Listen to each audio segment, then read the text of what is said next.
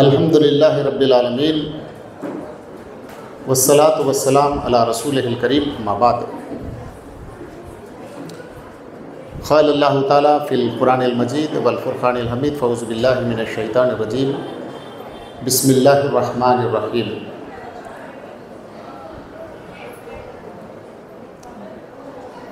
इन्नद्दीना इंदल्लाहिल इस्लाम वक़ाल ताला वमन यब्तगि गैरल इस्लाम दीनन फ़लन युक़बल मिन्हु वहुव फ़िल आख़िरति मिनल ख़ासिरीन। सदक़ल्लाहुल अज़ीम। वक़ाल ताला ओम भूर्भुवस्वः तत्सवितुर्वरेण्यं भर्गो देवस्य धीमहि धियो यो नः प्रचोदयात्। तमेव शरणं गच्छ सर्वभावेन भारत तत्प्रसादात् परां शान्तिं स्थानं प्राप्स्यसि शाश्वतं। यस्यास्त्र विधि मुत्सृज्य वर्तते कामकारतः न ससिद्धि मवाप्नोति न सुखं न परांगतिं। మిత్రులు అబ్దుల్లా గారు ఏర్పాటు చేసిన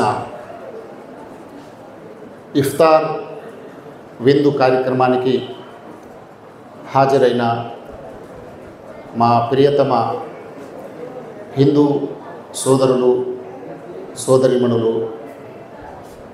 అలాగే క్రైస్తవ ముస్లిం సోదరులు సోదరిమణులారా, మనందరిపై ఆ పరమేశ్వరుడి శాంతి సమాధానం కలుగునుగాక. తదాస్తు. ప్రియులారా,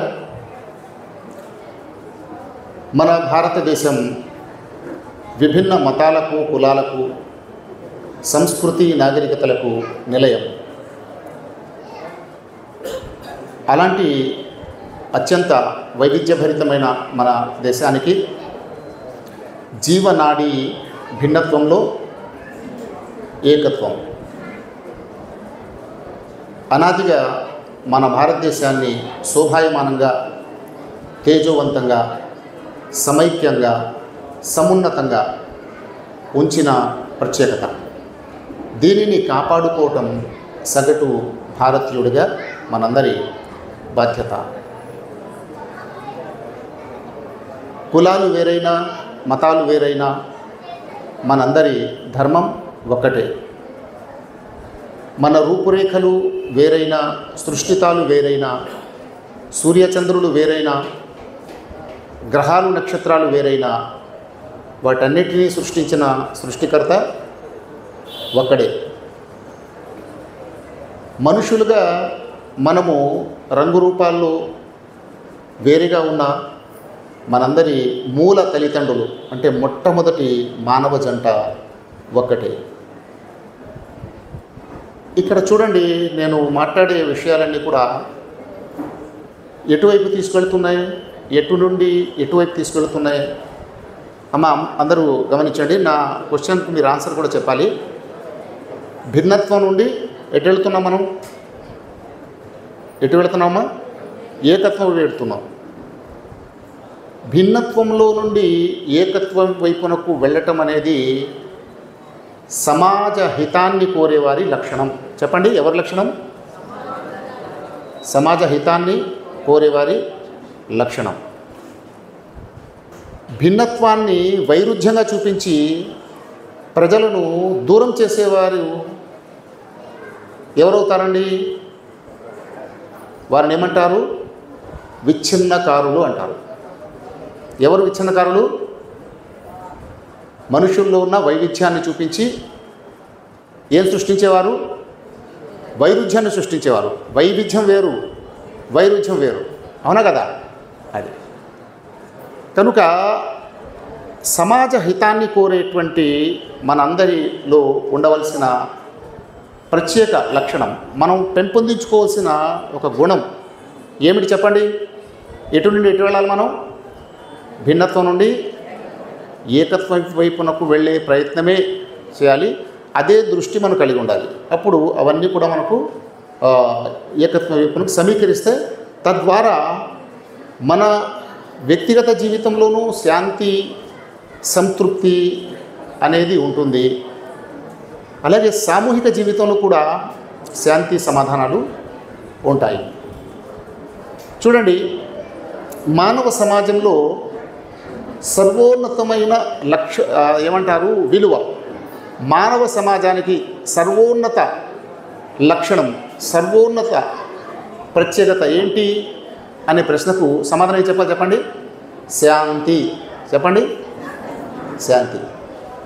అంటే మనము ఉద్యోగాలు చేస్తున్నాం, వ్యాపారాలు చేస్తున్నాం, వ్యవసాయం చేస్తున్నాం, రకరకాల వ్యాపకాలు చదువుకుంటున్నాం,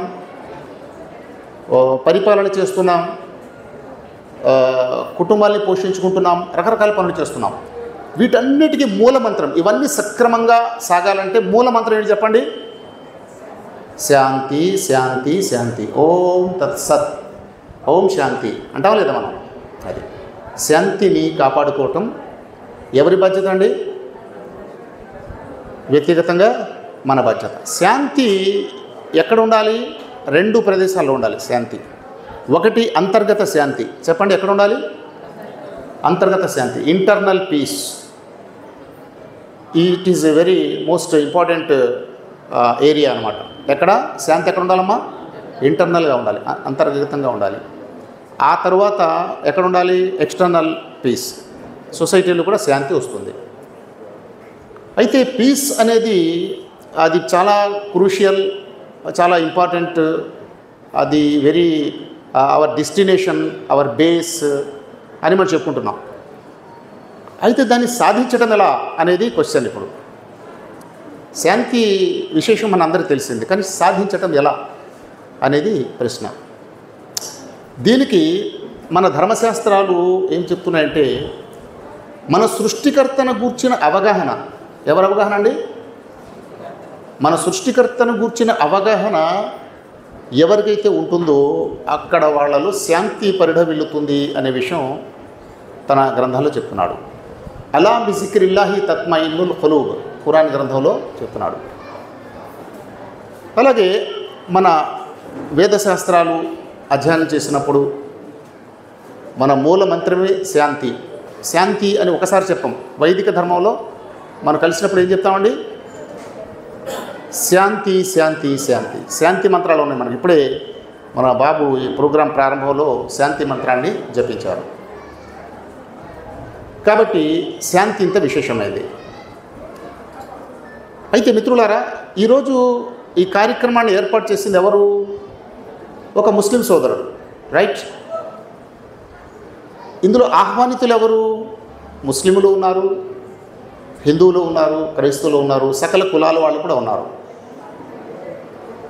ఈ రకంగా మనం సమావేశం అవడానికి మన మధ్య ఉన్న ప్రత్యేకత ఏంటి చెప్పండి? మనం బ్రాడ్ మైండెడ్గా ఉన్నామా, నేరో మైండెడ్గా ఉన్నామా? ఇప్పుడు అంటే ఓన్లీ బ్రాడ్ మైండ్గా ఉన్నామా, వెరీ బ్రాడ్గా ఉన్నామా? Very broad mind. ఇప్పుడు డిఫరెంట్ రిలీజియన్ వాళ్ళు మనం కూర్చున్నాం, డిఫరెంట్ కమ్యూనిటీ అంటే క్యాస్ట్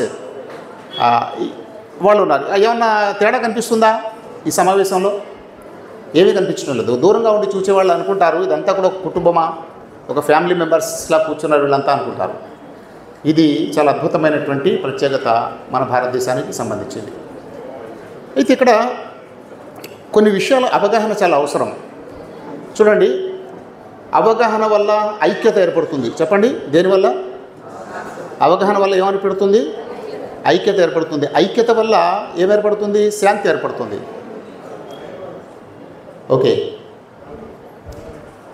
ఇదొక ఇంటర్లింక్. చెప్పండి, ఈ సీక్వెన్స్ చెప్పండి ఒకసారి.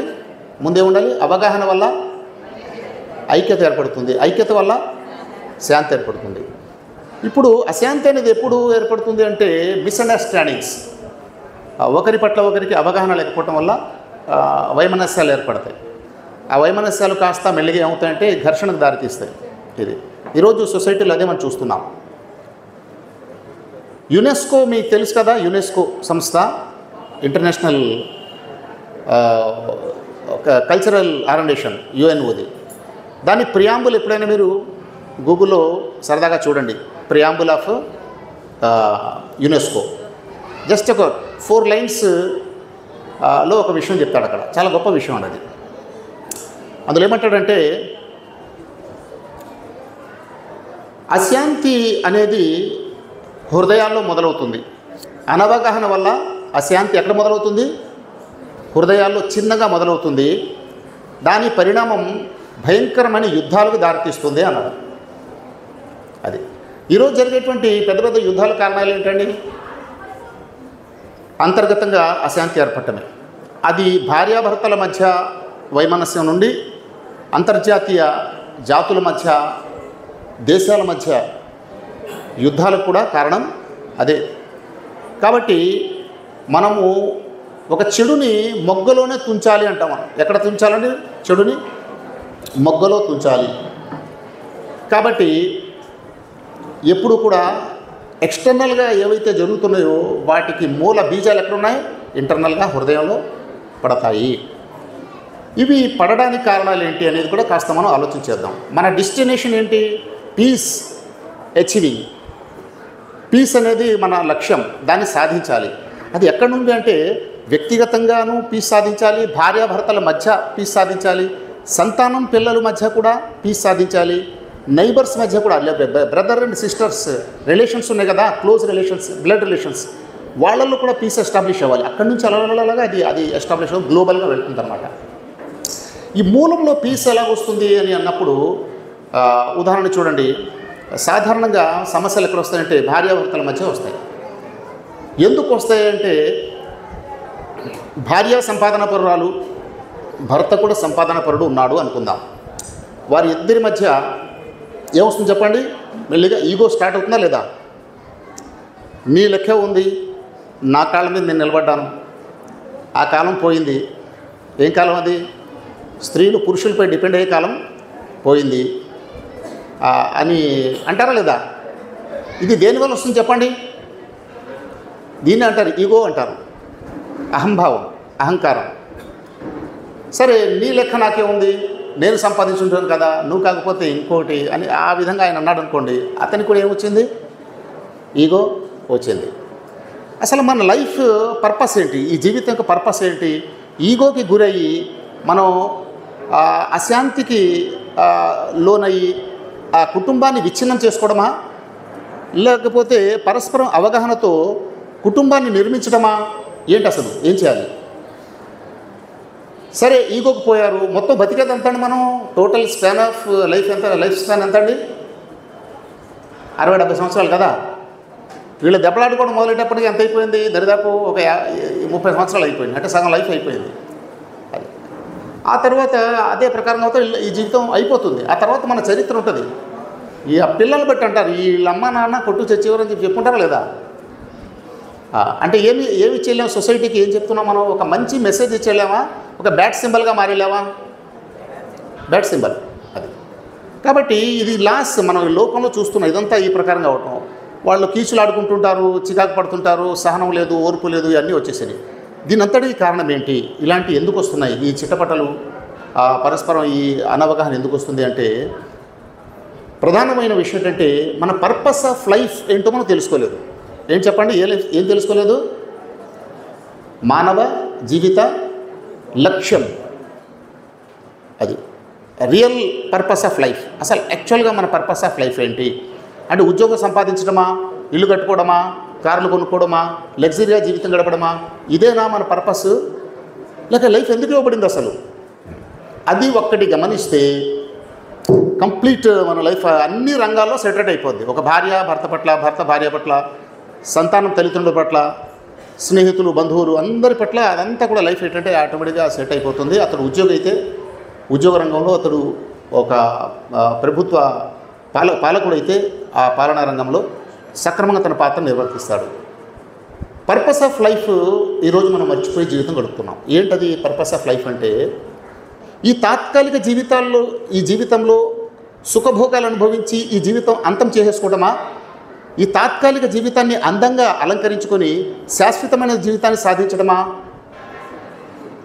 ఈ లైఫ్ యూజ్ అండ్ త్రో అంతేనా? లేకపోతే ప్రాపర్లీ యూజ్ చేసుకొని ఎటర్నల్ లైఫ్ని అచీవ్ చేయటమా? ఇది ఇన్ఫర్మేషన్ సరిగా లేదు ఈరోజు. మన వైదిక ధర్మం ప్రకారంగా చెప్పాలంటే ఈ జీవితము ఎందుకు అని అడిగితే, లాస్ట్ టైం నేను మాట్లాడినప్పుడు కూడా బహుశా ఈ పాయింట్ మీకు చెప్పాను. ప్రతి దానికి మనం లక్ష్యం చెప్తున్నాం కదా. ఆ కుర్చీ ఎందుకు అంటే ఏమంటారు మీరు? చెప్పండి, ఏమంటారు? కూర్చోవడానికి. ఫ్యాన్ ఎందుకంటే గాలికి, వాచ్ ఎందుకంటే టైంకి అంటారు కదా. ఇలా ప్రతిదానికి మీరు ఆన్సర్ ఇస్తున్నారు, యూనిఫామ్ ఆన్సర్ వస్తుంది. మీరు ఎందుకు అంటే ఆన్సర్ ఏమిస్తారు?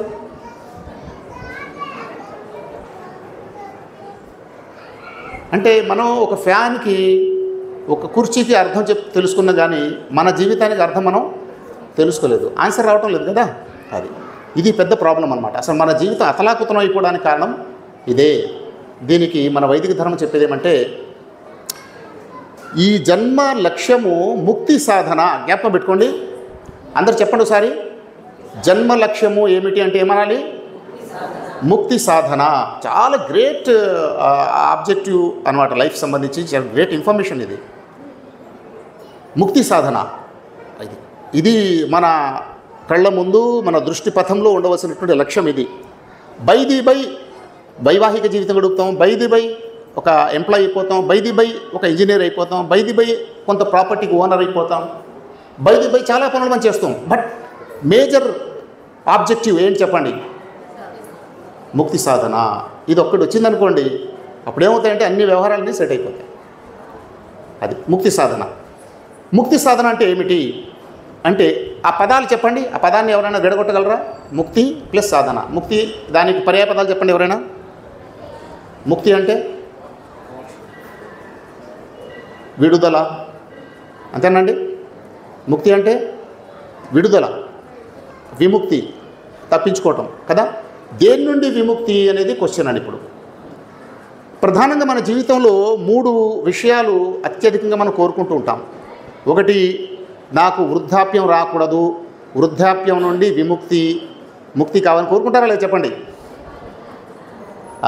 దానికోసం చాలా ప్రయత్నం చేస్తుంటాం మనం. అంటే చిన్న పిల్లలకి ఏం తెలియదులేండి, అది కొద్దిగా మా వయసు కూడా అక్కర్లేదు. 35-40 దాటిందంటే ఏం చేస్తారు అక్కడ? కాస్త ముఖ వర్చస్సు బాగా కనపడటం కోసం, తర్వాత వెంట్రుకలకి నల్లరం చేసుకోవటం, అవును కదా. అద్దంలో చూసి కాస్త బాధ కూడా పడుతుంటారు, వృద్ధాప్య ఛాయలు వచ్చేస్తున్నాయని. అంటే ఎక్స్ట్రీమ్లీ మనం ఏం కోరుతున్నాం? యవ్వనస్తులుగా ఉండాలి అని. అంటే యవ్వనం అంటే వృద్ధాప్యం నుండి ముక్తి పొందాలనుకుంటారు లేదా మీరు? దాని గురించి కదా ఇప్పుడు ఈరోజు ఒక రిపోర్ట్ అండి, మొన్న మధ్య ఒక రిపోర్ట్ వచ్చింది. అందులో ఏంటంటే, ప్రపంచ మానవులు ఆహారం కోసం ఎంత ఖర్చు పెడుతున్నారో దానికి 2 కాస్మెటిక్స్ కోసం ఖర్చు పెడుతున్నారంటండి. దేనికోసం ఖర్చు పెడుతున్నారు అంటే ఏం కోరుకుంటున్నట్టు మనం? దేని నుండి ముక్తి పొందాలని ప్రయత్నం చేస్తున్నాం చెప్పండి? వృద్ధాప్యం నుండి తప్పించుకొని ప్రయత్నం చేస్తున్నాం. అది అంటే ఇక్కడ మన వైదిక ధర్మం చెప్పిన దానికిను ప్రాక్టికల్ లైఫ్కి మధ్య ఉన్న సంబంధం అనుసంధానం అవుతుందా లేదా? సరిపోతుందా లేదా? ఇది ఒకటి. రెండవది, మరొక ప్రయత్నం చేస్తుంటాం. ఏంటి? ఎలాంటి కాయ కష్టం లేకుండా అవలేలుగా అన్నీ జరిగిపోవాలని కోరుకుంటుంటాం మనం, అవునా కదా.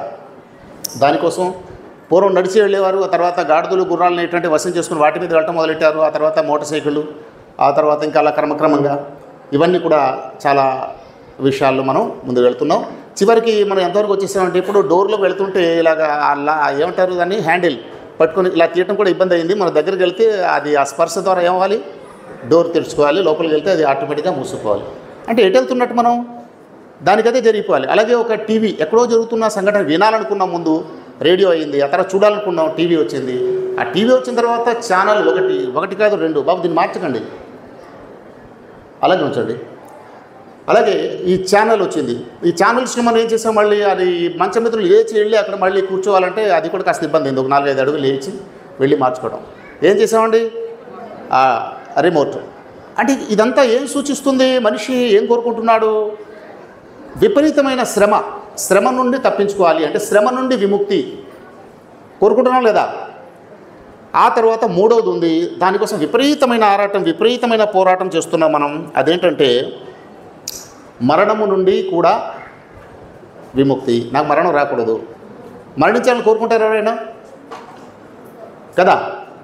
అయితే ఈ 3 కోరికలు మనిషి మస్తిష్కంలో, అంటే ఇది ఎవరికి ఉంటాయి కోరికలు? హిందువులకు ఉంటాయండి కోరికలు,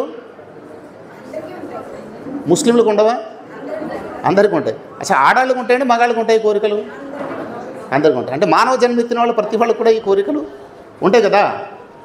అంటే దీన్ని బట్టి ఏమర్థమవుతుంది చెప్పండి ఒకసారి, కొద్దిగా లాజికల్గా ఆలోచించండి మీరు. మనిషిలో ఆలోచనలు ఉన్నాయి, దాని వ్యక్తీకరణ చూస్తున్నాం. ట్రైన్ తయారవ్వక ముందు ట్రైన్ గురించి మనిషి ఆలోచించడా లేదా? ఆ తర్వాత ట్రైన్ వచ్చిందా లేదా? బాగా ఆలోచించండి. అంటే కొద్దిగా లాజికల్గా మన వైదిక ధర్మం లేకపోతే మన ధర్మశాస్త్రాలు చెప్పే విషయాన్ని కాస్త లాజికల్గా ఆలోచిస్తే దాని యొక్క ఇన్ఫ్లుయెన్స్ మన జీవితంపై ఉంటుంది. తద్వారా మనకి యాటిట్యూడ్ అనేది సరిగా మారుతుంది. ఇది ఒక ఇంటర్లింక్ సంబంధం అండి ఇది. కాబట్టి ఇది నేను చెప్తున్నాను. కనుక ఈ 3 కోరికలు, ప్రగాఢమైనటువంటి కోరికలు మన మస్తిష్కంలో ఖచ్చితంగా ఉన్నాయి. అంటే ఏదైతే మనం ఊహిస్తున్నామో అవి మనం చూస్తున్నాం. మన మైండ్లో వచ్చింది జరుగుతుంది. హెలికాప్టర్ గురించి ఊహించాడు మనిషి, అది వచ్చింది. విమానం గురించి ఊహించాడు, అది వచ్చింది. సెల్ ఫోన్ గురించి ఊహించాడు, అది వచ్చింది. అది అలాగే మనం చూస్తూ పోతే ఇప్పుడు మన అందరి మస్తిష్కంలో కామన్గా ఉన్న ఊహలు ఎన్ని చెప్పండి? ప్రధానమైన ఊహలు 3. ఈ 3 ఊహలతో కూడిన లోకం ఉండాలా వద్దా? ఉండాలా వద్దా? ఖచ్చితంగా ఉంది. దానినే మన ధర్మశాస్త్రాలన్నీ వైకుంఠము అంటున్నాయి. ఏంటది? వైకుంఠము, స్వర్గము, పరలోక జీవితము, నిత్యరాజ్యము. క్రైస్తవులు అయితే నిత్య జీవం అంటారు. హెవెన్ కదా, ప్యారడైజ్, జన్న. అది అక్కడ ఏముంటుందంటే అక్కడ ముక్తి, అది ముక్తి సాధన. అక్కడ మీకు ఇక వృద్ధాప్యం, మీరు యవ్వనస్తులుగానే ఉంటారు. అక్కడ 100 సంవత్సరాల వయసులో చనిపోయినా కూడా అక్కడ మీరు తిరిగి లేపబడేది ఎంత వయసులో ఉంటారు? పక్కా యవ్వనస్తులు అనమాట. 25-30 ఇయర్స్ లోపు అన్నట్టు మీరు చాలా జవసత్వాలతో చాలా బలంగా ఉంటారు. అది ఆ లైఫ్. తర్వాత అక్కడ కోరిందలా జరుగుతుంది, ఒక ఫాంటసీ వరల్డ్. అది మరి ఊహించింది జరుగుతుంది అక్కడ. 2. 3వది ఏంటంటే అక్కడ మరణం అనేదిక ఉండదు. సరే, ఇది ప్రోగ్రాం బాగానే ఉంది. దీన్ని ఎలా అచీవ్ చేయాలి, ఎలా సాధించాలి? ఇది ఎవరు దొరుకుతుంది? ఇది ముస్లింలకు దొరుకుతుందా ఈ హెవెన్? హిందువులు దొరుకుతుందా? క్రైస్తవులు దొరుకుతుందా? లేకపోతే ఏదైనా మతం మార్చుకొని ఇంకో మతంలో పోతే దొరుకుతుందా? తెలుసుకోలే వద్దా చెప్పండి? హిందువులకు దొరకదండి, వాళ్ళందరూ క్రైస్తవులుగా మారాలండి. లేదా క్రైస్తవులు దొరకదండి, వాళ్ళందరూ ముస్లింలుగా మారాలండి. ముస్లింలుగా మారితే ఇది అవుతుంది, కానీ ఇంకా వేరే మతాల్లో ఉంటే అవ్వదండి. ఈ మాటలు వింటున్నావా లేదా? మనం బయట వింటున్నావా లేదా ఈ మాటలు? దీనికి సంబంధించి కన్వర్షన్ కూడా జరుగుతుందా లేదా? ఒకసారి మీరు ఆలోచించండి. సూర్యరశ్మి, చంద్రుడి యొక్క వెన్నెల అందరికీ సమానంగా దొరుకుతుందా లేదా? అది క్రైస్తవులుగా దొరుకుతుందా? ముస్లింలకు రావటం లేదండి సూర్యరశ్మి? క్రైస్తవులకు రాదా? ముస్లింలకు లభించదా? హిందువులకు లభిస్తుందా? అందరూ లభిస్తుంది కదా. కాబట్టి ప్రకృతి వనరులు అందరికీ సమానంగా ఉన్నప్పుడు ముక్తి కూడా అందరికీ సమానంగా ఉండాలా, లేకపోతే ఏదో ఒక వర్గానికి ఉండాలా? చెప్పండి. సమానంగా ఉండాలి, అంతే. కాబట్టి ఎవరైనా సరే మనలో ఫలానా మతంలో ఉన్న వాళ్ళకే ముక్తి ఉంటుందండి అని అన్నారనుకోండి, అది నిజమా అబద్ధమా? చెప్పండి. అబద్ధం కాదు, పెద్ద అబద్ధం, బండాబద్ధం కదా. అది కాదు. మరి దీనికోసం మనం చేయవలసింది ధర్మానుసరణ చేయాలి.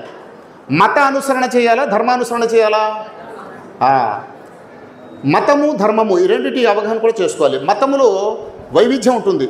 మీ మతం వేరు, మా మతం వేరు. ఓకే, మతము అంటే మతి నుండి జనించున్నది, ఒక అభిప్రాయం, ఒక ఆలోచన, అది వేరేవి ఉంటాయి. ధర్మం అనేది ఎలా ఉంటుంది చెప్పండి? అందరికీ కామన్గా ఉండాలి. ఏంటి ఆ ధర్మం? ఈ ముక్తి సాధన అనుకున్నా కదా, ఈ ముక్తిని సాధించడానికి ఒక ధర్మం ఉంది. దాన్ని మనం తెలుసుకొని దాన్ని మనం సంపాదించాలి, దాన్ని తెలుసుకోవాలి, అనుసరించాలి, ప్రచారం చేయాలి. 3 పనులు. ధర్మాన్ని ఏం చేయాలి చెప్పండి? తెలుసుకోవాలి. అందరూ చెప్పండి. ధర్మాన్ని తెలుసుకోవాలి. రెండోది ఏం చేయాలి? ధర్మాన్ని. తర్వాత 3వది ఏంటి? ఒకటి అనుసరించాలంటే ఆచరణ వచ్చేసింది కదా. తెలుసుకోవాలి, ఆచరించాలి, ప్రచారం చేయాలి.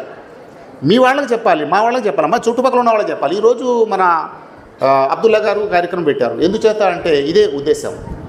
మనందరూ కూడా రివ్యూ చేసుకోవాలి. తెలియదు కాదు, ఇప్పుడు మనం మాట్లాడుకున్న విషయాలు ఏవి తెలియదు కాదు, తెలుసు మనకు. మళ్ళీ మనం ఏమంటారు, మననం చేసుకోవాలి, పునరుచ్చరణ చేసుకోవాలి. ఓకేనండి.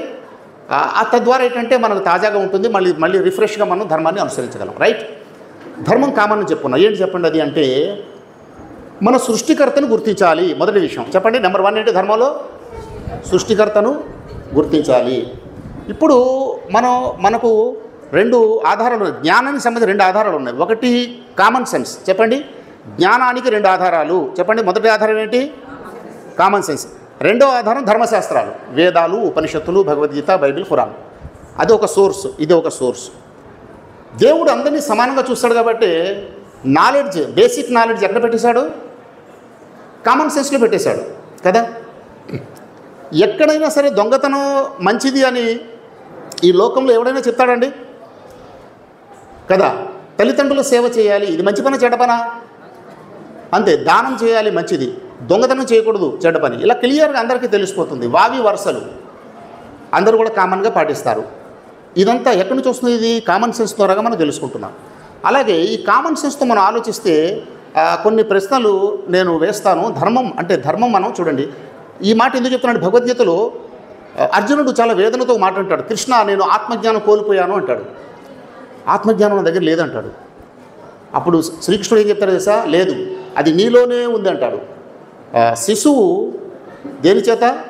మావి చేత కప్పబడినట్టు, అగ్ని పొగ చేత కప్పబడినట్టు నీ యొక్క జ్ఞానము కోరికల చేత కప్పబడి ఉంది అంటున్నాడు. ఏంటి కోరికలంటే? ఇక భార్య, పిల్లలు, వ్యాపారం, ఉద్యోగం, వ్యవసాయం, ఇంక ఆస్తులు అంతస్తులు పెంచుకొని ఇందులోనే ఈ గందరగోళంలో పడిపోయాం. కాబట్టి ఆత్మజ్ఞానం ఏమైపోయింది? ఇప్పుడు శూన్యమైపోయింది. కాబట్టి ఇప్పుడు జ్ఞానం మనం లోపల ఉన్నది బయటకు తేవాలా, బయట ఉన్నది లోపల వేయాలా? చెప్పండి అమ్మ, చేయాలరా? లోపల ఉన్నదాన్ని బయట తీయాలి. ఇప్పుడు నేను ఒక ప్రశ్న అడుగుతాను. మన అందరికీ కామన్గా సృష్టికర్త ఒక్కడే ఉంటాడా, అనేకులై ఉంటారా? హిందువులు, ముస్లింలు, పురుషులు, స్త్రీలు అందరూ సమానంగా చెప్తున్నారు కదా, ఒక్కడే ఉంటాడు. అందుకే యూనిఫార్మిటీ కనిపిస్తుంది మనకి. అందుకే చూడండి, మనుషులందరికీ ఒకే తలకాయ ఉంటుంది, రెండేసి తలకాయలు ఉండవు. ఒక తలకాయలో 2 కళ్ళు ఉంటాయి, 3 ఉండవు కదా. ఇలాగా మనం చూస్తే యూనిఫార్మిటీ కనిపిస్తుంది. దీన్ని బట్టి మన మేకర్, మన క్రియేటర్ ఒకడైనా అర్థమవుతుందా? చాలామంది అని అర్థమవుతుందండి. ఒకడైనా అర్థమవుతుంది. రాత్రి పగలు కామన్, పుట్టుక మరణం కామన్, జీవన గమనం కామన్. దీన్ని బట్టి సృష్టికర్త ఒకడైనా అర్థమవుతుంది, మనకు తెలిసిపోయింది. ఆయన జన్మనిస్తాడా, జన్మిస్తాడా? ఏమా? జన్మనిస్తాడు, కానీ మనుషులుగా ఆయన జన్మించడు. ఇది క్లియర్. 2. మూడోది, ఆయన మరణిస్తాడా, మరణమిస్తాడా? మరణిస్తాడమ్మా?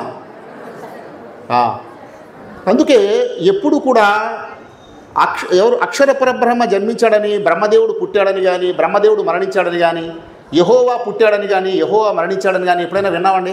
అల్లా పుట్టాడు, అల్లా మరణించాడు విన్నామండి ఎప్పుడైనా? అది కాబట్టి ఒక ఎక్స్ట్రీమ్ అల్టిమేట్ సుప్రీం పవర్ ఎవరైతే ఉన్నాడో ఆయన ఉన్నాడు. ఓకే, అది మన కామన్ సెన్స్ చెప్తుంది. ఆయన తెలుసుకున్నాం. రెండవ పని ఏంటంటే, ఇప్పుడు ఆయన ప్రేమను మనం పొందాలి. ఏం చేయాలి? ఆయన ప్రేమని పొందాలి. ఏం చేయాలి ఆయన ప్రేమను పొందాలంటే అనేది ఇక్కడ ప్రధానంగా గమనించాలి. అతని ప్రేమకు ఆలంబన ఒకటి చేశాడు ఆయన. ఏమి ఇద్దాం ఆయనకి? మనం బట్టలు ఇద్దామా, తర్వాత పళ్ళు ఇద్దామా, ఫలాలు ఇద్దామా, ఏమి ఇద్దామంటే అంతా అయింది కదా. ఇదంతా ప్రాపర్టీ ఎవరిది? సూర్యుడు, చంద్రుడు, నక్షత్రాలు, ఇవన్నీ వీటన్ని ప్రాపర్టీ ఎవరిది? ఇది ఇక్కడ ఉన్న తోటలు, కొబ్బరి చెట్లు, లేకపోతే మామిడి చెట్లు, ఇవన్నీ కూడా ఎవరి? ఆయనే. ఇందులో నుంచి తీసి ఆయనకి ఇచ్చామనుకోండి, అదేమన్నా బాగుంటుందా? ఇప్పుడు సపోజ్ మీరు నన్ను పిలిచారు, మీ ఇంటికి వచ్చారండి, వచ్చి అక్కడ ఒక గ్లాస్ నీళ్ళు తీసి తాగండి అని చెప్పేసి ఇస్తున్నాను మీకే నేను. మీరు ఎలా ఫీల్ అవుతారు? ఇదేంటండి మా ఇంటికి వచ్చి మా గ్లాస్ నీళ్ళు తాగమంటారు ఏంటండి అంటారా అనరా? అది కాబట్టి ప్రాపర్టీ అంతా ఆయనదే. మరి ఏమిచ్చి సంతోషపెట్టాలి ఆయన్ని అంటే, ఆయన సంతోషపడేటువంటి మార్గం ఉంటుంది. అదేంటి తెలుసా? నువ్వు వ్యక్తిగత జీవితంలో నీ ఆరోగ్యాన్ని కాపాడుకో, నేను సంతోషిస్తాను అన్నాడు. చెప్పండి, మీ దేవుడు సంతోషించాలని మీరేం చేయాలండి? ఫస్ట్ మీ ఆరోగ్యాన్ని మీరు కాపాడుకోవాలి. ఎందుకంటే నా లివరు, నా హార్ట్, నా కిడ్నీలు, నా మొత్తం ఇదంతా శరీర వ్యవస్థ 45 బిలియన్లు పనిచేస్తుందని చెప్పేసి గూగుల్లో కొడితే మొత్తం బాడీ పార్ట్స్ అన్ని కలిపితే ఎంత వాల్యూ అంటండి?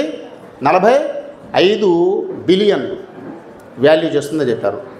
ఇది ఎవడబ్బా సొత్తు? ఇది అమ్మిచ్చిందా, నాన్న ఇచ్చాడా, దేవుడు ఇచ్చాడా? అది అంత ప్రాపర్టీ ఆయనకి ఇచ్చాడు. ఈ ప్రాపర్టీని ఏం చేయాలి? పాడు చేసుకోవాలా, బాగు చేసుకోవాలా, కాపాడుకోవాలా వద్దా? ఇది ఇలా మీరు కాపాడుకుంటే ఆయన ఆనందపడతాడు. అంటే దేవుణ్ణి ఆనందపరిచేటువంటి పనులు అనమాట. దేవుణ్ణి సంతోషపెట్టేటువంటి పనులు ఏంటంటే మనల్ని మనం కాపాడు. ఆయనకేమి ఇవ్వాల్సిన అవసరం లేదు. ఆయనకి నీళ్లు, బట్టలు, అవి ఇవి అన్ని పెట్టవలసిన అవసరం లేదు. ఆయనే మనకి ఇస్తున్నాడు. ఆయన ఆనందపడేటువంటి మార్గం నా ఆరోగ్యాన్ని కాపాడుకోవటం నెంబర్ 1. రెండవది, ఇక్కడ యువతులు ఉన్నారు కదా, యువకులు ఉన్నారు. మీ దేవుడు సంతోషించాలంటే మీ టాలెంట్ని పెంచుకోవాలి, మీ సామర్థ్యాన్ని పెంచుకోవాలి, మీరు మంచి స్కిల్డ్ అయిపోవాలి. సైన్స్లో కానీ, మ్యాథ్స్లో కానీ మీరున్న రంగంలో మంచి ఆర్టిస్టులు అయిపోవాలి. మీరు అద్భుతమైన సామర్థ్యాలు సాధించాలి. అప్పుడు ఎవరు సంతోషిస్తారు? మీ దేవుడు సంతోషిస్తాడు. అంటే నేను ఇచ్చిన టాలెంట్స్ని వీడు ఇంకా వికాసపరచుకుంటాడని ఆనందపడతాడు. ఎలాగైతే తల్లిదండ్రులు ఆనందపడతారు కదా పిల్లల్ని చూసి, అలాగే దేవుడు కూడా ఆనందపడతాడు. దేవుడిని ఆనందపరిచేటువంటి పనులు ఇవి. అలాగే మీరు పిల్లలుగా ఉంటారు, మీ అమ్మ నాన్నని సేవ చేయాలి. అప్పుడు ఎవరు సంతోషిస్తాడు? దేవుడు సంతోషిస్తాడు. అది అలాగే ఈ ఆహార పానీయాలు వ్యక్తిగతం, టాలెంట్స్, ఇవన్నీ రిలేషన్. మీ అన్న తమ్ములతో ఆనందంగా ఉండాలి, సేవ చేయాలి. ముసలి తల్లిదండ్రులు అంటే చీదరించుకోకూడదు, వాళ్ళు చాలా ఆప్యాయతగా ప్రేమగా చూడాలి. ఇవంతా ఈ సేవ మీరు చేస్తుంటే, ఈ సేవ ఎవరు చేసినట్టు? ఇదంతా కూడా సాక్షాత్తు భగవంతుడు చేసినట్టు. అప్పుడు మీ ఆయుష్, మీ ఆరోగ్యం, మీకు కావాల్సిన అష్టైశ్వర్యాలు ఏవైతే ఉన్నాయో ఆయన ప్రత్యేక అనుగ్రహం అండి, మనశ్శాంతి అండి, ఇవన్నీ కూడా లభిస్తాయి.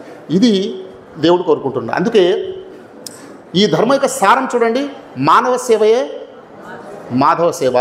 అది ధర్మానికి సంబంధించిన ఎన్నో విషయం తెలుసుకుంటున్నాం మనం. రెండో విషయం తెలుసుకున్నాం. మొదటిది భగవంతుడు ఎవరో, ఆయన పైన ఉన్నాడని తెలుసుకున్నాం మనం, అవ్యక్తులను తెలుసుకున్నాం. రెండోది ఏంటి? ఆయన ప్రేమను పొందే మార్గం ఏంటి? మానవ సేవయే మాధవ సేవ. అంటే వ్యక్తిగతంగా మానవ సేవలో స్వయంగా సేవ చేసుకోవాలి, ఇతరుల సేవ కూడా చేయాలి, రెండు. ఇక మూడవది ఉందండి, మూడవ విషయం చెప్పి నేను ముగిస్తాను. అదేంటి తెలుసా? ఈ రెండు పనులు ఎలా చేయాలి? ఆ దేవుడి పట్ల ఎలాంటి డైరెక్ట్ రిలేషన్ ఎలా పెట్టుకోవాలి? Human relation, human service to man kind ఎలా చేయాలి అనేది క్వశ్చన్. మనం చూడండి, మనం ఏవైతే నేర్చుకున్నామో అవి మనకు స్వతహాగా రాలేదు. అమ్మ అని పిలిచారంటే అది స్వతహాగా వచ్చిందా? అమ్మ నేర్పించిందా? అమ్మ నేర్పిస్తేనే కదా వచ్చింది. నాన్న చెప్తే నాన్న వచ్చింది. ప్రతిదీ కూడా నేర్చుకుంటేనే, చూస్తేనే కదా. అంటే మనకు డెమో ఉండాలి, ఒక ట్రైనింగ్ ఉండాలి, ఉంటేనే వస్తుంది, లేకపోతే రాదు. కాబట్టి గాడ్తో డైరెక్ట్ రిలేషన్, దానికి డెమో ఎవరిచ్చారు? మ్యాన్ కైండ్తో ఒక అద్భుతమైనటువంటి సర్వీస్ టు మ్యాన్ కైండ్ అనేటువంటి ఆ ప్రోగ్రామ్ని ఎలా ఆచరణ చేయాలి, ఎంత ఎక్స్ట్రీమ్గా మనం ఆచరించాలి విషయం అన్నదానికి ఒక మోడల్ అవసరమా కదా? ఆ మోడల్స్ ఎవరంటే శ్రీరాముడు ఒక ఐడియల్ మోడల్ అన్నమాట. శ్రీరాముడు ఎవరు? ఒక వండర్ఫుల్ మోడల్. ధర్మాన్ని ఆయన మూర్తిభవించినటువంటి మహనీయుడు శ్రీరాముడు. శ్రీరాముడు ఎప్పుడు కష్టాలు వచ్చినా, ఎప్పుడు ఆపదలు వచ్చినా కుంగిపోయేవాడు. ఆయన నిర్మలంగా చాలా ప్రశాంతంగా ఉండి, చుట్టూ ఉన్న వాళ్ళు భయపడి వాళ్ళు అదిరిపోయి బెదిరిపోయి ఏంటి రామాని పరిస్థితి ఏంటిది అని అన్నప్పుడు ఆయన ఏమనేవాడైనా చాలా కూల్గా అంతా విధాత సంకల్పం అనేవాడు. ఎవరి సంకల్పం అమ్మా? అది వైబ్రేట్ అయిపోయాడు ఆయన. నాకు తెలిసినంతవరకు చరిత్రలో శ్రీరాముడు ఎదుర్కొన్నన్ని ఉడిదుడుకులు సాధారణంగా ఎవరు అన్ని బాధలు ఎదుర్కోలేదనుకుంటాను కదా. ఒక్కసారి అది చూస్తేనే మన గుండెలు అదిరిపోతాయి. అలాంటిది ప్రాక్టికల్గా ఉన్నాడు కదా. ఎందుకు అదిరిపోలేదు? ఎందుకు బెదిరిపోలేదు? ఆత్మస్థైర్యం. ఏంటది? ఆయన ఏంటి? జన్మ పరమార్థం తెలుసు, అసలు వ్యవహారం ముక్తి సాధన. కాబట్టి ఇవన్నీ కూడా మామూలే, అసలు లక్ష్యం అనేది ముక్తి సాధన, దాంట్లో మనం వెళుతున్నాం కదా, నో ప్రాబ్లం. ఇదంతా కూడా దేవుడు చేస్తున్నాడు. కాబట్టి దైవాన్ని ఆయన దృష్టిలో పెట్టుకొని తన కర్మ తాను చేస్తూ ఆ దేవుడిపై భారం పెట్టుకుని ఆయన ఉన్నాడు. కాబట్టి ఆయన జీవితంలో వైబ్రేషన్ అనేది రాలేదు. మనం కూడా శ్రీరాముడిలాగే ఎప్పుడు ఏ సమస్య వచ్చినా కూడా అంత విధాత సంకల్పం, హ్యాపీగా ఉండాలి, వైబ్రేట్ అవ్వకూడదు. కర్మ మాత్రం చేయాలి, సరైన కర్మ చేయాలి, అధర్మం చేయకూడదు, మళ్ళీ ధర్మబద్ధంగా నడుచుకోవాలి, దేవుడి మీద భారం పెట్టాలి. ఇది వండర్ఫుల్ ఒక రిలేషన్. రెండవది, తోటి మానవుల పట్ల త్యాగశీలత విషయానికి వస్తే ఆయన ఏం చేశారు? సవతి తల్లి ప్రేమ కోసం ఆయన రాజ్యాన్ని సైతం త్యాగం చేశారు. మరి సొంత తమ్ముడు కోసం ఏం త్యాగం చేయడం సిద్ధంగా ఉన్నాం? సొంత తల్లి మాట మనం వినటానికి ఎంతవరకు సిద్ధంగా ఉన్నాం? ఆలోచించేలా వద్దా? కాబట్టి ఇదొక మోడల్. ఆ తర్వాత మనం జీసస్ క్రైస్ట్ని కూడా మనం చూస్తాం. అలాగే చాలామంది ఉన్నారు, మహనీయులు చాలామంది ఉన్నారు, మనం టైం సరిపోదు. అలాగే ప్రాఫెట్ ముహమ్మద్ ఉన్నారు. ఆయన కూడా పెద్ద పెద్ద సమస్యలు ఎదుర్కొంటున్నాడు. ఎప్పుడు కూడా ఆయన అదరలేదు, బెదరలేదు. ఏమైనా సమస్య వస్తే అంతా అది అల్లాహ్ యొక్క అభిష్టం అని తన కర్మ తాను చేయాలనేటువంటి అలా ప్రశాంతంగా ఉన్నారు తప్ప ఎప్పుడు కూడా అదిరిపోవటం, బెదిరిపోవటం లాంటి పనులు చేయలేదు. ఈరోజు మనం బీపీ, షుగర్లు రావడానికి కారణం ఏంటి? మనం భారం ఎవరి మీద వేయాలి? దేవుడి మీద వేయాలి. కానీ మనం ఏం చూస్తున్నా? భారం మన మీద వేసుకుంటున్నాం. దేవుడైతే మొయ్యగలడు, కానీ మనం మొయ్యగలమా? అది. కాబట్టి మనం ఎవరి మీద నమ్మకం పెట్టుకోవాలి? ఆల్వేస్ దేవుడి మీద నమ్మకం పెట్టుకోవాలి. ఉదయం లేచిన దగ్గర నుండి సుఖంగా లేచిన వెంటనే సర్వేశ్వరా నీ కృతజ్ఞతలు, హ్యాపీ, నా ఆరోగ్యంగా ఉన్నాను.